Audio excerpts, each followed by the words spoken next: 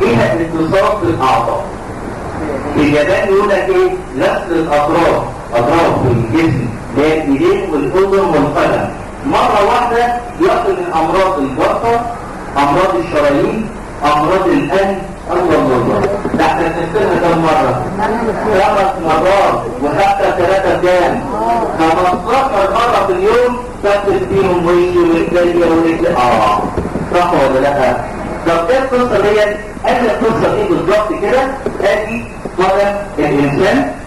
القدم دي فيها خريطه الجسم كاملا، خريطه الجسم كاملا. هنا اهو في الصابع دوت في مراكز المخ، في مركز المخ. كل حاجه بيبقى لكم بالدليل الخاص عليها من السنه النبويه. الثلاث صوابع دول الناس اللي بتحس بقى التدليل بتاع الرجل والكلام ده كله، هتلاقي ان الثلاث صوابع دول فيها الدوره الدمويه والاسنان والجيوب الانفيه. 3 صوابع اللي في النص. طب وعند الصابع الصغير ده، قال الصابع الصغير ده مسؤول عن الدرس. يعني انت كده مجرد ما تبص على راسنا رجلك او تبص على راسنا رجليكي من غير ما اقول لك افتح بقك وريلي بتاع، اقول لك انت تابع درسك وفني اتجاه. يلا خلاص؟ ان شاء الله. ايوه احنا لسه هنقول دلوقتي عمليا يعني. بعد كده يمسك الصباع الكبير ده تاني، هتلاقي هنا الغدد اللي هي الغده النخاميه وهنا الغده الدرقيه، وجنب الصابع دوت هتلاقي فقرات الرقبه. فقرات الايه؟ الرقبه. انزل كده هو ده العمود الفقري، العمود الايه؟ الفقري، الظهر بقى، سلسله الظهر.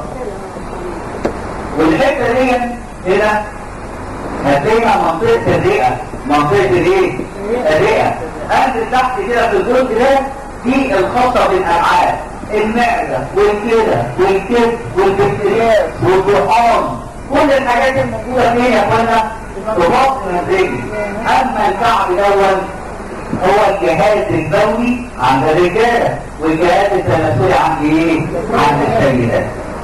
دي خريطه الجسم كلها في بطن القدم. عشان كده لما نيجي نبص في القران ولما بيتكلم على تفاصيل الوضوء، اللي حافظ القران مين؟ قال فاغسلوا ايه؟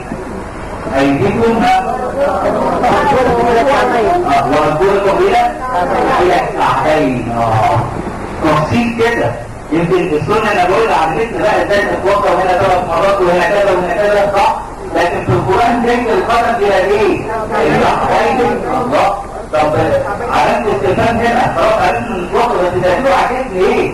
انت في الكعب ده فيه سر محدش عارفه، لكن احنا بنستخدمه في حياتنا. ازاي؟ نيجي نبص كده تلاقي جزء كده وهو شاب جاي يتهددك، اول ما بص عليكي عايز تغير الادب، صح؟